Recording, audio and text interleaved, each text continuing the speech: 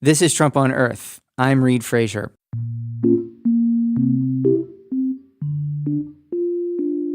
First, Hurricane Harvey inundated Houston, and then Irma unleashed savage winds on the Caribbean and parts of Florida. And, oh, by the way, fires after a severe drought are raging in the Pacific Northwest, choking the skies of Big Sky country. All of these have links to climate change, scientists say, and increasingly sophisticated climate science is able to tell us a lot more about the role climate change is playing with each event. But while Hurricane Irma was bearing down on South Florida last week, EPA Administrator Scott Pruitt told reporters that now is not the time to talk about climate change and whether it's stoking these terrifying storms. You're on the inside. Is this about hype around climate change? I just find it striking, and I actually was talking to somebody yesterday about this. I find it striking in the midst of a storm, very fundamental needs of the citizens of that area that we're trying to assess cause and effect of a storm. Yeah. There'll be a day and time to talk about that. So is it too soon to talk about climate change? My guest today is Ben Kirtman, professor of atmospheric sciences at the University of Miami's Rosenstiel School for Marine and Atmospheric Sciences. We reached him not in Miami, but at his sister's house in Atlanta, where he's sheltering from Hurricane Irma. Ben, thanks so much for joining us. Thank you. Pleasure to be here. So let's talk about the effect of climate change on storms like Hurricane Irma and Harvey. Can you describe in a nutshell what we know about the relationship between climate change and these hurricanes? Sure. There's two simple things to keep in mind here. The first is that the fuel for hurricanes is the ocean temperatures, the ocean surface temperatures. And as those temperatures warm, that means that that fuel is more potent and can drive stronger storms. That's sort of the first thing to remember. And as the climate system warms, those ocean surface temperatures are warming.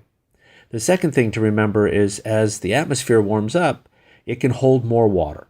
What that means is when it holds more water, when you have a big storm, it wrings out more water.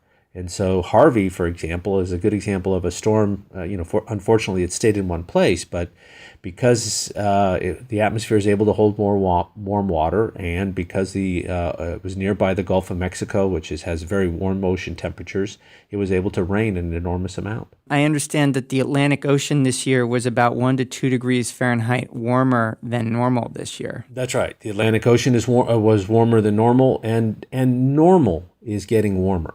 And see, that's the climate change problem, is that the normal keeps getting warmer and warmer. And so the strongest storms are going to be stronger just because that fuel is more powerful.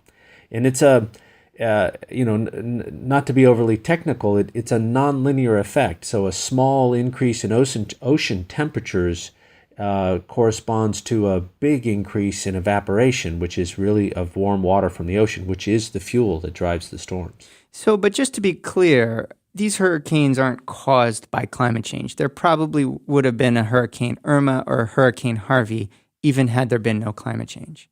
Absolutely. There's no evidence whatsoever that any particular storm we can blame on climate change. It's absolutely true. But what we can say is Harvey may have been that much stronger, or Irma may have been that much stronger, or Harvey may have produced that much more rainfall.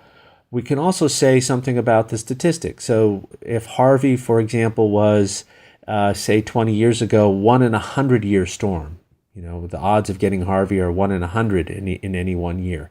Well, then maybe today they're 1 in 25 of ever getting a Harvey. And maybe 10 years from today, it would be 1 in 10 years of ever getting a Harvey again. So the statistics of these strong storms are also likely changing as the climate warms. So I want to go to something that Scott Pruitt, the EPA administrator, said to a couple of reporters in the last few days. He said that now is not the time to talk about climate change and its impacts on these storms. He's hardly the first person to say this. We hear this a lot when something really terrible like a mass shooting goes on. The idea is that by talking about the causes or factors that go into these events, that people are somehow politicizing it, exploiting a tragedy to prove some sort of political point. What do you think about it? Is now the time to talk about climate change and these storms? I do think it is the right time to talk about it for a very important reason, is that when you think about how you want to recover from the storm and ensure that that recovery allows you to be more resilient in the face of another Harvey or another Irma, then you really do need to talk about climate change. What can we expect in the future from future storms is a critical element of how we make sure that our recovery ensures that we're resilient communities. That, when a big storm comes through, it may be scary, it may be damaging, but we recover quickly, very quickly. That's what resiliency is all about. And so for me, I think this is the ideal time as we start embarking on the recovery to think about how we do that to ensure that we are, in fact, as resilient as possible. Now, your governor, Rick Scott, he's been on the TV a lot lately. He is not a big, believer in the idea that we're warming the climate with our carbon dioxide emissions. He's been labeled a climate change skeptic. What can you tell me about what he said about climate change and what impact you think that might have had or will have on how Florida reacts to these storms?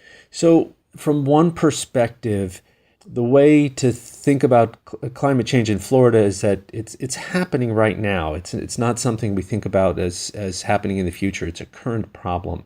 And the boots on the ground, the city planners, the managers, they all have to deal with this problem today. It's not going to go away. And they're not too concerned about the debate about whether it's caused by human activities or not. They're coming to the realization that the trends they see today show no signs of reversing themselves. There's no scientific evidence whatsoever that the sea level rise we see today is going to stop or the warming is going to stop, and so they have to respond. And for them, this debate over whether humans are involved or not is a little bit silly. They don't think on that time horizon. So what I think is they're focusing on trying to avoid the silliness in the debate and figure out how are they going to garner resources to make sure Miami Beach is able to deal with sea level rise. And so in some sense, Governor Scott's position about climate change is a bit of a hurdle that they've just figured out how to get through or over in terms of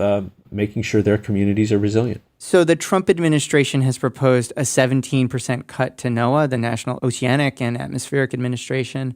They're the federal agency responsible for a lot of our climate research and weather research. They run our weather satellites and keep many people safe because of this. What impact could cutting NOAA have on places like South Florida? It's a great question, and this is something I've thought a lot about. So the first thing I want to say is that in the previous Congress, a bill was passed called the Weather Research Act of 2017. I might not have that name correct, and it made it to this administration's during this administration, the president's desk, and he signed that bill. And that law now has great things in it about improving hurricane forecasts and how NOAA is going to generate the next generation global prediction system. This is the system that we use to predict the intensity and track of hurricanes. And NOAA really needs a major retooling and a major refresh of that model. However, the president's budget request completely guts that effort. This is a tremendous blow to all of the parts of the United States that are vulnerable to hurricanes, because we need the best possible information so that we know who has to evacuate and when. And the next generation global prediction system is going to produce much better hurricane forecasts. If we don't do that work, we put American lives at risk. And I really feel very strongly that the president's budget request is gutting that effort, and that is a major problem. So I just looked it up. It's called the Weather Research and Forecasting Innovation Act of 2017. I guess I'd like to know what your overall thoughts are on hurricanes, climate change, and whether we should be talking about this. When is a good time to talk about it? Well, I think it's a good time to talk about it now. It was a good time to talk about it before the storms. It's always a good time. When you think about the impacts of climate change on extreme events, and the hurricanes are extreme events, and you mentioned at the beginning of your show the drought in the West and the fires that fosters, it's always a good time to talk about how our evolving climate is contributing to those events.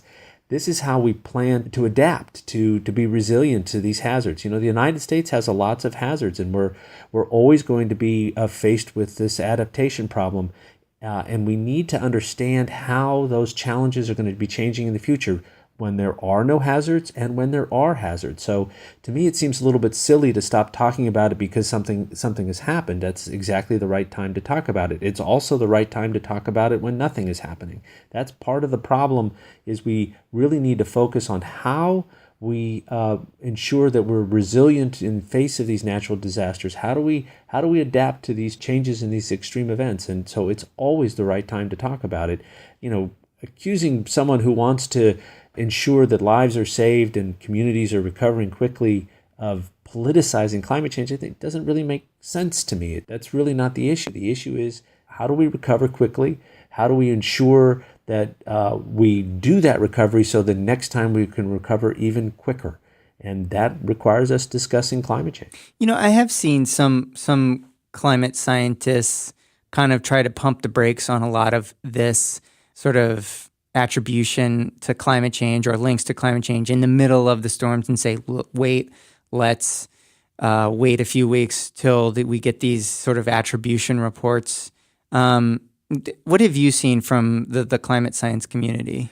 I think that's a reasonable question. How much of this storm can we attribute to the changing climate? That's an important question that science should be pursuing. And so I can't tell you specifically that 30% of the rainfall in Harvey was due to climate change. I think that's something that just can't be done yet. But that doesn't change the fact that the science in the past that we've been doing in the last few years has indicated that we're going to see stronger Category 3, 4, and 5 storms. That's what all the science is, the best scientific information we have today tells us. We also know that we're going to see more extreme droughts in the West. That's what the best scientific information tells us. But I can't say a specific fire was caused by, that increased drought, or how much of the fires I can blame on the drought. Science is evolving on a much slower pace than things are happening on the ground. But those two things eventually go together. And so I do think the conversation is valid.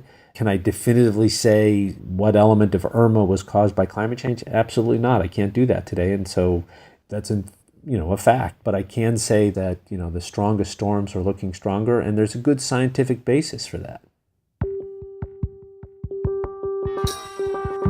Ben Kirtman is a climate scientist at the University of Miami. Ben, thanks so much for joining me. Sure. Thank you for having me. Thanks for listening to Trump on Earth.